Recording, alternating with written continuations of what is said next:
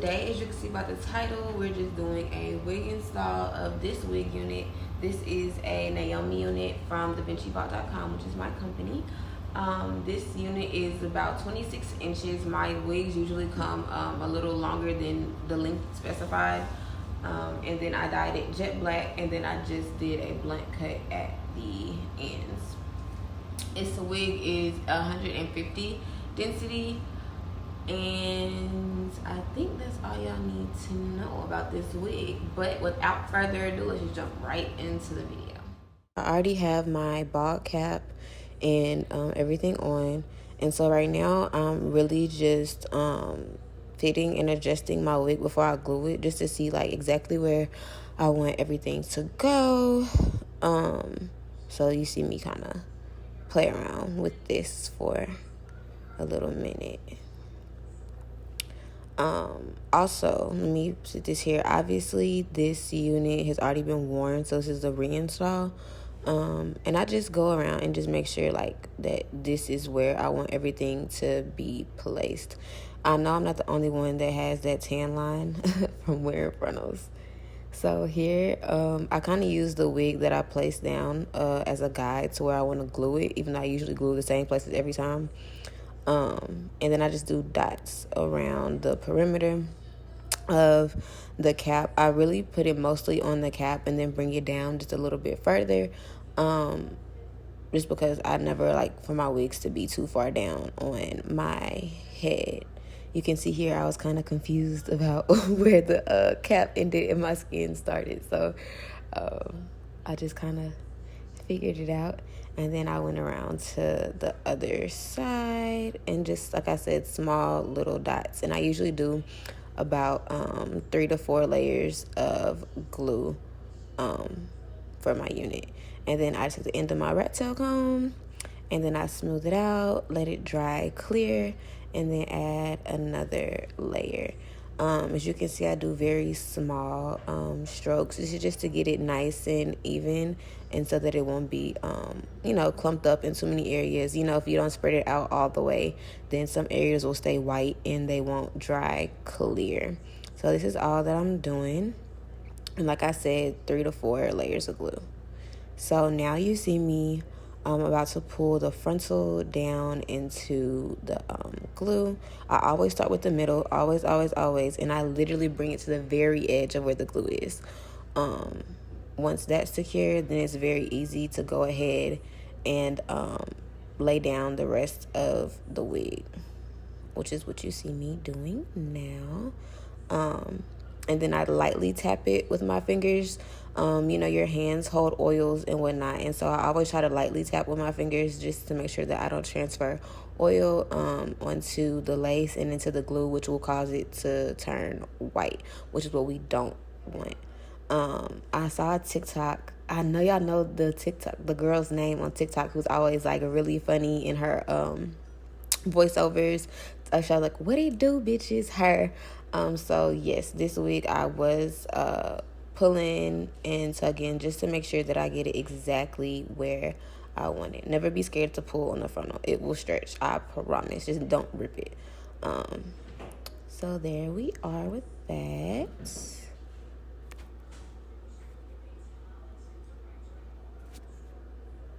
Now you're gonna take I take the comb and I always just pull anything out from under the lace, anything stuck in the glue, and I just break everything down so that only thing laying down, the only thing glued down is the lace, and then I pull all the other hair out from under the lace. I also use this as a time to apply pressure to the lace as I comb down, so you can see that I'm tilting the back of the comb down as I comb the hairs out.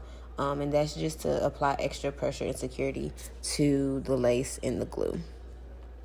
And so I just take my time doing this, and I also use this as time to pull baby hairs out as well. But my main priority right now is just getting the lace down into that glue really, really, really good. This is one of the most important steps. And you see me pulling that hair out of the lace, from under the lace.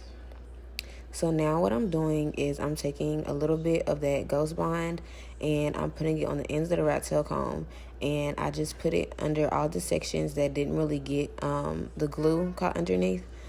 Take the comb it out a little bit more to make sure no hair is stuck underneath, and then as you comb the hair down, you use the back of that rat tail comb to press your lace into that glue, and just do that as many times as you need to around the perimeter of your lace. This also helps really well with when you're using the mousse to style your baby hairs.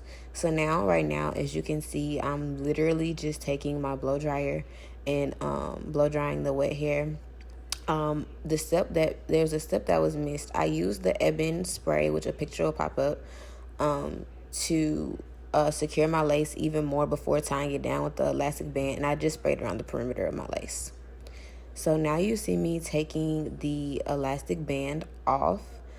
As I take it off, I always press the lace down as I pull it down just to make sure that nothing is coming up. So just tap and pull, tap and pull. Take your time. Don't just rip it off. Just take your time. And so now I'm just checking it out. Look at that melt. Period. Yes. Give me scalp, honey. Okay. So now that I'm satisfied, I'm just going to take this hair, kind of play with it. Now I'm about to get ready to prep to flat iron. To hot comb, I'm sorry. So now I just take a regular generic wax stick. I think this wax stick was sent to me by a girl with an upcoming hairline. She had glue and the wax stick, and I think the remover as well. So I'm just taking the wax stick, and then I still use that the regular rat tail comb to comb hairs into place and separate the baby hairs from the regular hairline. And this just helps when I use the hot comb, and it just makes sure that everything that I'm hot combing is where it needs to be. So just do this as many times as you can. I love the wax stick. So just do this as many times as you need to until you feel like everything is where it should be. And then I'm going to go over it with the hot comb. And right here, I'm still just making sure I comb everything down as far as baby hairs that I want. And just take your time doing that. I feel like that part is the most important part. So now you see me get the hot comb. Everything is mostly already in place. So I'm just using the hot comb to set everything into place with that wax to make sure that it doesn't move during the rest of the process. This just gets all the other hairs out the way when you're trying to get ready to do your baby hairs. You don't have to worry about having too much hair or anything getting in the way or messing up the illusion of the scalp hairline. This is also a very important part. I love my hot comb. Love my hot comb. It gets very, very hot too. So just invest in a good hot comb. This is the most important part of the install, if I do say so myself. So now I'm just taking an eyebrow razor and I'm trimming the baby hairs. I usually trim at a certain angle just because of how I do cut my, the way I do swoop my baby hairs. So I cut them at the angle to where you cut it shorter towards the top of the baby hair and then longer as you go down. So you can kind of see that process here in the video. The top part, the front part of the baby hairs is shorter, and then as I cut downwards, it gets a little bit longer. And that just gives it the kind of layered effect in the swoop. It looks way more natural to me that way, and so I really prefer that much more than just cutting them straight across and then swooping. So cutting them at an angle definitely helps with the natural, especially fluffy baby hairs look. And so I'm just trimming those. Now you see me getting my mousse. Now I just use the Lotta body mousse in blue, and what I do is I have 3 bottles of this, and I just pour half of a bottle into another one, and then I fill the rest of the half up with water. And this just works way better for me than using the mousse alone. So now you can see me molding those baby hairs down, and really I don't swoop first. I get the baby hairs nice and coated with that mousse product, and then I go back and I swoop. So right now you see me kind of just combing the baby hairs out, separating them with that mousse, and then start swooping. And as you can see, I don't do a lot. I don't curl my baby hairs first. I don't do any of that. They set And I think that also the Ebin spray has a lot to do with how they set so well. That Ebin spray, I always spray after I comb all the baby hairs out. So as you can see here, just mousse. We're going to trim a little bit. It's okay to come back in and fix things as you go. I do it all the time. And then just switching between the razor and the comb, whichever one works easiest for you. And then go back in with that mousse and then swoop your freaking heart away. And so I just swoop, swoop, swoop, and until I get the desired look. And I'm not gonna lie to y'all, sometimes I take like a few minutes to do baby hairs, and sometimes I take like 30. I'm a perfectionist though, so this is why you'll see me keep on going back in with my scissors and my eyebrow razor, just to make sure that everything is cut correctly for the look that I'm going for.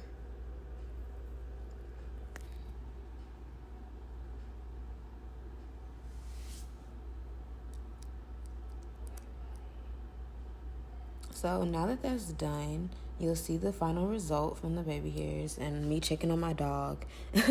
Now I'm gonna go back through and just comb out any spaces where it got clumped is in the further part of the hairline. I hope I'm explaining that right. And then just checking around and make sure everything looks how it's supposed to. And once I decide that I am pleased with the look, I tie my hair back, and then I'm just going to make sure the baby hair is set with a satin scarf. One of the main things I would say here is not to tie it too tight, because then of course it'll move the baby hairs around and make them set kind of awkward. So I try to put it kind of loose, kind of tight, just enough to make the baby hairs lay down and stay in place, but not enough to put like indentions or in the baby hairs. So now you see me taking my hair out of the bun. I'm just brushing through it before I go in with my flat iron. And then you see me do a part. I can never get my part straight, ever. On myself. On my clients, they always come out fine. But on myself, my part is always slightly to the left for some reason. I never understood why that was, but, whatever. So you'll see me here struggling to get that part straight, and then I still don't get it straight. But who cares? The look still comes together in the end, and I literally take forever to get that middle part right, just for it to still not come out right. Comment below if y'all have that problem too. I don't know if it's just me. I hope not.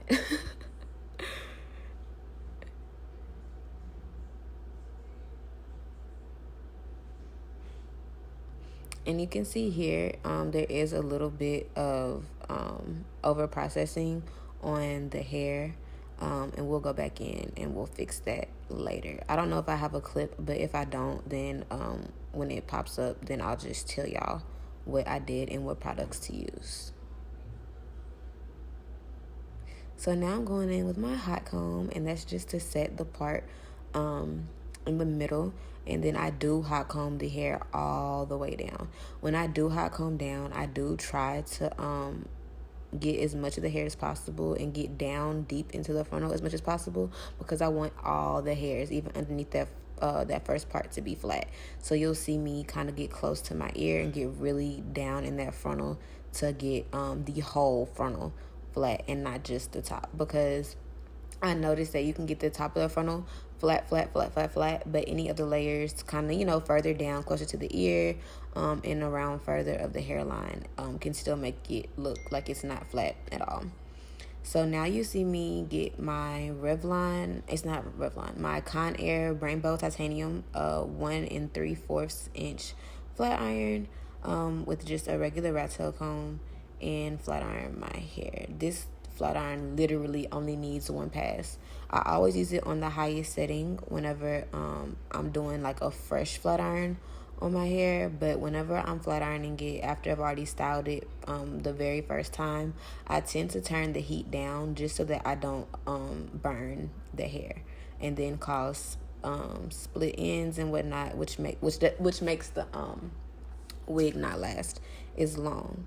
And so I'm just doing this, and I do take really, really small sections whenever I'm flat ironing my wigs, only because I want it to be super straight. So you'll see how tedious I am when it comes to flat ironing my frontal, especially around the front and top of the wig. And for flat ironing, I'm pretty sure, I know I did. I spray the, dang, I forget what it's called. I'll put a picture in the clip, but the heat protectant, it's really cheap from the beauty supply store. I want to say it's like $8 or $9 where I am. Arrogant Tay actually uses this serum too, when he's not using the Silk Me. So I really do like this product. I've used this product for a long time. It gets the job done. It leaves my hair silky. Everything. It's just great. Another thing that made this hair silky as well, and I'll drop some pics in the clip, is the silicone mix that I put on the hair when I was revamping it to put it on my head. So I washed it as normal, deep conditioned, and then I used some of the argan oil silicone mix and left it on there for about 4 to 10 minutes, and then rinsed it out with cold water. And that also helps your hair to be super, super, super silky. My hair was silky really after flat ironing it, before I put any of the product on there.